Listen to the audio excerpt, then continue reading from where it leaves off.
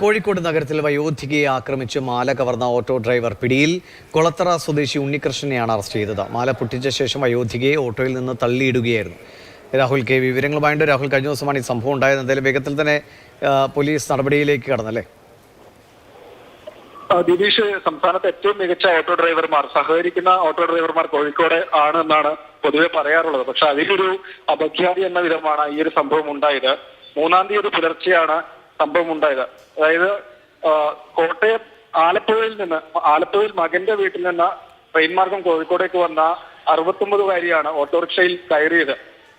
ഓട്ടോറിക്ഷയിൽ കയറി ഓട്ടോ കുറച്ചു ദൂരം മുന്നോട്ട് പോയി. അയാള് യഥാർത്ഥത്തിൽ ഓട്ടോ ഡ്രൈവറെ വഴി തെറ്റിക്കാനുണ്ടായിരുന്നു. അവർ ആവശ്യപ്പെട്ട സ്ഥലത്തേക്ക് നേരെ പോകുന്നതിന് പകരം ചുറ്റിത്തിരിഞ്ഞ് പോവുകയാണ് ഉണ്ടായത്.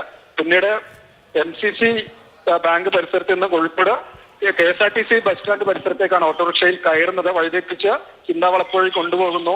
ആളൊഴിഞ്ഞൊരു ഭാഗത്തെത്തിയ സമയത്ത് വയോധികയുടെ മാല പൊട്ടിക്കുകയാണ് ഉണ്ടായത്.